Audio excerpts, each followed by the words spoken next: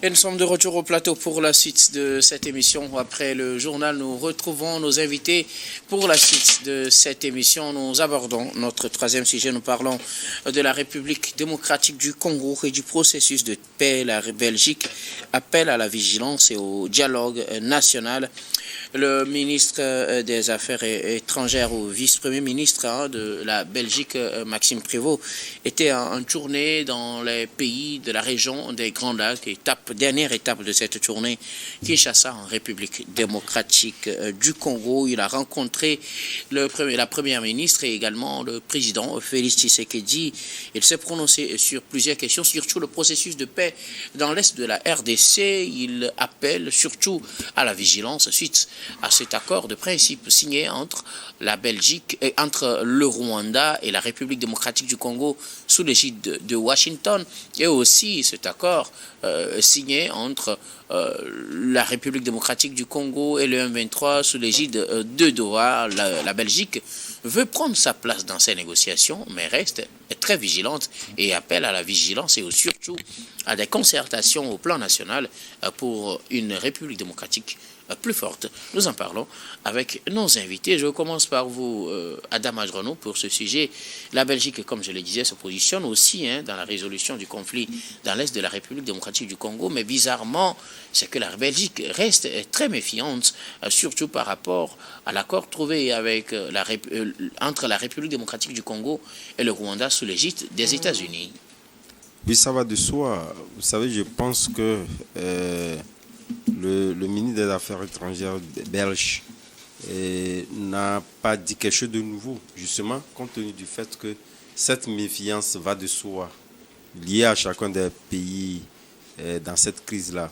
Mais au-delà de tout, moi, je pense que lorsque nous prenons la position de la Belgique, qui est antinomique par rapport à la position des États-Unis, voire même de Doha, je pense que c'est ce multilatéralisme qui est exprimé par le ministre des Affaires étrangères. Surtout que, vous savez, là, aujourd'hui, parce que lorsque vous prenez tous les pays, pratiquement chacun essaie de saluer plus ou moins, et lui-même également a fait de même, en disant le chemin tracé, on peut l'emprunter pourvu qu'il n'y ait pas de nid de poule sur ce chemin-là. Ce qui est évident, c'est que justement, lorsque vous prenez la position des États-Unis, nous avions parlé hier, en disant que les États-Unis, en arrière-plan, pouvaient nourrir d'autres ambitions liées donc à cette crise, ce qui n'est pas faux également. Mais l'essentiel, si c'est le prix à payer par ces pays-là pour trouver la paix, lorsque vous voyez les services subis par les populations, donc la RDC serait prête donc à avaler la pilule. Mais au-delà de ça, cette vigilance-là va de soi, comme je l'ai dit, liée au fait qu'aujourd'hui, la RDC lui-même également marche sur des œufs. Et chacun, sachant pertinemment que aussi bien la Belgique n'est pas venue aussi sur un terrain si prête dans ses armes dans la résolution de cette crise-là, en RDC, nous savons également lorsqu'elle appelle donc à la vigilance, elle-même également n'est pas venue, tout simplement en RDC. Chacun sait qu'en arrière-plan, chacun nourrit des ambitions au-delà de cette paix-là qui est recherchée. Mais tout porte à croire que c'est la paix qui est recherchée. Je pense que les bons offices prêtés par tous les pays est la bienvenue. L'essentiel qu'on puisse arriver donc à la paix. La Belgique dit qu'il n'y a pas d'autre but recherché que la sécurisation de l'Est de la République démocratique du Congo et la sécurisation effectivement des populations qui y vivent.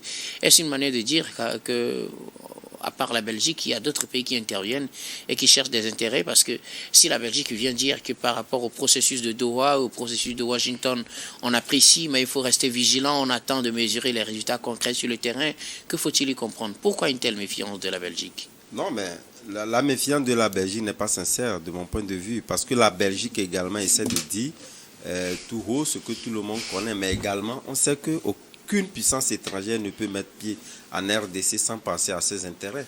Y compris la Belgique? Y compris la Belgique, bien évidemment. Même si, aujourd'hui, de toutes les façons, la Belgique a été donc la plus grande puissance bénéficiaire de ces ressources de la RDC. Donc aujourd'hui, si elle intervient même directement, si on n'a pas des éléments d'appréciation, pour réellement prouver le fait que la Belgique également nourrissait des ambitions liées à ses intérêts au niveau de la RDC, il peut peut-être protéger ses intérêts, puisque lui, il en a déjà. ils peuvent véritablement donc intervenir pour protéger déjà les intérêts, pour éviter à ce que lorsqu'une puissance étrangère lorgne ces intérêts-là, justement, c'est les États-Unis qui reviennent pour la plupart du temps au niveau des lèvres. Donc ça voudrait dire quelque part que se méfier surtout et même prêter, aller, même pouvoir même intervenir s'il est possible pour protéger en tout cas cette méfiance-là, la Belgique l'aurait fait parce que lui, elle a déjà ses intérêts au niveau de l'ADN. Mais également, vous l'avez posé la question en parlant d'autres puissances. Nous savons que à part ces puissances-là qui sont faites, voire au niveau de ces négociations, en arrière-plan, il y a également d'autres puissances également qui peuvent intervenir et peut-être attiser davantage, en tout cas, la flamme de l'insécurité, on ne sait jamais. Voilà pourquoi elle appelle à cette vigilance. Au-delà de la vigilance manifestée à l'égard des États-Unis et du Qatar, est-ce que la rupture des relations entre la Belgique et le Rwanda aussi aurait quelque chose à voir avec cette position qu'affiche le ministre belge? Mais bien évidemment. En tout cas, de toutes les façons, aujourd'hui, à partir du moment où les relations semblent ou pratiquement sont rompues avec le Rwanda, il faut renforcer la position de la RDC pour que demain, la Belgique puisse avoir des éléments probants pour peut-être renouer avec, en tout cas, cette puissance-là qui semble l'échapper. Merci beaucoup à vous, Adam Adjonou. Gabin Adjaro, le Premier ministre, le vice-premier ministre belge et ministre des Affaires étrangères, était en tournée dans quelques pays de la région des Grands Lacs, Burundi, Ouganda. Il termine avec la République démocratique du Congo. Il rencontre la première ministre, il rencontre le président et discute surtout du processus de paix. La Belgique veut seulement la paix dans l'est de la République démocratique du Congo, et ce, sans arrière-pensée. Et pourtant, il faut se méfier de ces deux processus. Donc indirectement, on peut supposer, indirectement, il faut se méfier des États-Unis, il faut se méfier du Qatar, il faut se méfier de tout le monde sauf la Belgique. Vous savez, la Belgique ne veut pas que la paix. La Belgique veut surtout que ses intérêts soient protégés. C'est aussi ça qu'il faut dire. Et si aujourd'hui la Belgique dit qu'il faut se méfier de tous les processus de paix ou bien de cesser le feu, mais disons la vérité, qu'est-ce que la Belgique a fait quand le Congo était dans des problèmes, était dans le feu de l'action? C'est vrai, il y a eu un problème. Oui, il y a eu des positions diplomatiques avec le Rwanda. On sait très bien que la Belgique était au même moment le colonisateur du Rwanda aussi et de la RDC, mais ils ont quand même pris fait et cause pour le Congo. C'est vrai, la RDC était quand même le pays agressé, donc c'est tout à fait normal si on prend position pour la RDC, d'autant plus que la RDC est ce pays-là qui contient les richesses minières, et aujourd'hui, on se rend compte que pratiquement toutes les parties essaient d'avoir leur part du gâteau. La Belgique ne va pas nous dire le contraire.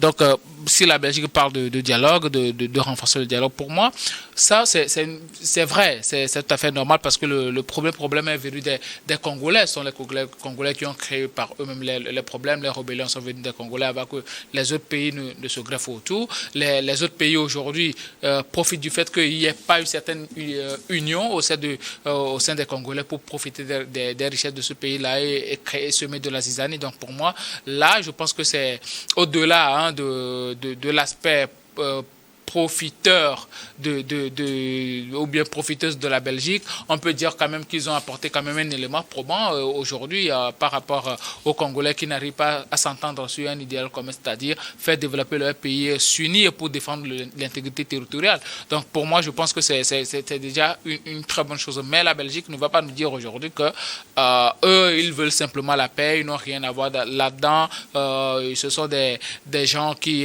demandent est-ce qu'il y a la quiétude pour que la population puisse continuer librement à vaquer à leurs occupations. C'est faux et archi faux. Aujourd'hui, ils sont en train de juste voir que la médiation est en train de quitter de leurs mains, les États-Unis sont en train de prendre position, et Doha aussi a pris position. Donc du coup, les négociations se font en dehors de la Belgique, et ils essaient d'attirer l'attention pour voir dans quelle mesure ils peuvent soit sauvegarder leurs intérêts qui étaient déjà acquis, soit avoir une part du gâteau qui est en train d'être distribué, parce que je l'ai déjà dit, ce genre d'accord ne se signe pas sans concession, et surtout sans concession de la part de la RDC, puisque la RDC regorge d'assez de minerais qui nourrissent les industries de ces pays-là, des Occidentaux. Donc, à un moment donné, il faut se rendre à l'évidence et dire que bon ce sont des pays qui aujourd'hui essaient quand même de donner la paix en contrepartie de quelque chose. Et moi, je pense que la Belgique aussi essaie de se positionner par rapport à ce genre de trucs. Eh ben là, de qui faut-il se méfier finalement? Ou pourquoi faut-il être vigilant? Parce que les États-Unis ont fait de leur mieux pour pouvoir permettre au ministre des Affaires étrangères de la République démocratique du Congo et du Rwanda de venir à Washington de signer cet accord d'intention ou cet accord de principe. Le Qatar aussi a fait de son mieux pour permettre à la délégation du M23 et à la délégation de la RDC de signer cet accord de principe pour aboutir à un cessez-le-feu. Alors pourquoi la Belgique voudrait qu'on soit vigilant et de qui devrait-on être vigilant? Vous avez vu la célérité avec laquelle cet accord entre le Rwanda et puis la RDC a été signé aux États-Unis. Ça veut dire qu'on connaît véritablement les tenants, c'est-à-dire ceux qui tiennent véritablement les ficelles et les véritables puissances. Donc, quand ceux-là décident que la guerre va prendre fin, ça va prendre fin. Donc, c'est de ceux-là qu'on doit véritablement se méfier. Et c'est un message aux Congolais qu'ils doivent s'unir autour de leur pays. Ils ne doivent pas prendre juste considérer les intérêts personnels ou bien voir juste la personne de Félix Tshisekedi pour dire que non, il doit quitter le pouvoir. Mais après, si Félix Tshisekedi quitte le pouvoir, qu'est-ce que vous faites du Congo? C'est aussi ça le problème aujourd'hui. Donc pour moi, le plus important, c'est que les Congolais arrivent à prendre conscience qu'ils ont un territoire commun, qu'ils ont une richesse commune et qu'ils doivent sauvegarder l'intérêt de leur pays. Et quand il y a problème entre Congolais, ils doivent essayer quand même de discuter entre Congolais. Parce qu'aujourd'hui, quand tu vois la situation, tu sens en même temps que bon, même les Africains sont dépassés par rapport à cette crise-là et ne peuvent rien apporter par rapport à la résolution de la crise dans l'Est du Congo. Donc aujourd'hui, on sait véritablement ceux-là qui tiennent les ficelles et ceux-là qui peuvent apporter la paix au Congo. Maintenant, c'est aux Congolais d'arriver à déceler véritablement les circonstances de cette crise et se dire que, bon, compte tenu de la situation, nous allons essayer de trouver des compromis et résoudre nos problèmes seuls et laisser de côté nos divergences, essayer de trouver un idéal commun, c'est-à-dire le Congo, les richesses du Congo, faire développer le Congo et faire la promotion de la RDC en dehors de cette mauvaise promotion qu'on fait de la RDC, à savoir les crises intestines, les guerres, les gens qui ont travaillé dans l'administration, qui se retrouvent dans la rébellion et autres là. Je pense que ça ne fait pas bon, ou bien ça ne provoque rien de bon pour la RDC. Ce sont des tentacules de crise qu'on est en train de semer. Et ces gens-là peuvent toujours surfer sur ça quand à chaque moment il y aura des problèmes. Donc, c'est à eux d'arriver à se comprendre premièrement et faire figure des gens assez bien éduqués au devant de la scène internationale. Merci beaucoup à vous, Gabin. Donatien Oesso, la Belgique voudrait que la République démocratique du Congo attende de voir des résultats concrets des processus de Doha et de Washington avant de célébrer, parce qu'il faut rester vigilant. Autre appel, il faut un dialogue national entre Congolais, selon le ministre belge des Affaires étrangères. Aucun pays ne se déplace vers un autre sans un intérêt, que ce soit sur le plan pécuniaire ou bien sur le plan de la popularité, ou bien voilà, certains y vont pour qu'on puisse les féliciter, pour qu'on puisse les placer, les porter au pinacle en disant qu'ils sont les bons médiateurs, les grands médiateurs ici et là, suivez un peu le regard, le dessin. La Belgique a eu une histoire avec la RDC, ancien Zaïre, donc la nostalgie est encore de devenir un peu peut-être respirer l'air zaïrois. Ça c'est juste pour faire de l'humour en disant que la RDC actuellement l'Est est en train de souffrir. Et s'il y a eu un accord qui a été fait à la va-vite, signé à Washington, je pense que cet accord pourra quand même être vite volé en éclats. Faisons beaucoup attention quand il s'agit de l'administration nouvelle américaine qui est là. Rappelez-vous ce qui s'est passé avec l'Ukraine, où on voudrait que l'Ukraine cède une partie, là où il y a des gisements. Donc vous voyez, quand l'Amérique, disons les USA, se mêlent dans des accords, sachez qui a anguille sous roche et qui doit avoir bénéfice pour le pays de l'oncle Sam quand il s'ingère dans des négociations. Donc, il faut alors, que c'est pour ça qu'il faut se méfier il faut des se méfier. États-Unis Il faut se méfier. et des autres alors. La Belgique, il ne faut pas s'en méfier. Bon, la Belgique, c'est elle qui est venue. Chacun vend cher sa peau. Hein. C'est elle qui est venue. Donc, peut-être la France pourrait se pointer pour dire qu'il faut se méfier. De la Belgique. Donc, voilà, c'est la Belgique qui... mais moi, je voudrais qu'on puisse beaucoup se méfier des États-Unis avec leur accord qui tend surtout à faire le America First. Hein, vous faites vos accords, mais c'est le America First. Hein. Vous faites tout, mais c'est l'Amérique d'abord. Donc, que les Congolais, jusqu'à maintenant, cette mésentente qui a ôté assez de vie a trop duré. On en a marre d'écouter les morts par ici et là. Et le pivot même qui se cache, enfin de ne pas le voir, c'est le président rwandais, c'est Kagame. Enfin de ne pas le voir, c'est le pivot qui se cache. Mieux vaut couper l'arbre à la racine que d'aller le tailler sur les feuillages et de revenir pour que ça pousse encore. Donc, moi, je vois une mauvaise volonté de part et d'autre de tous ceux qui viennent faire la négociation. Ce qui se passe, c'est le M23 qui est soutenu par Kigali.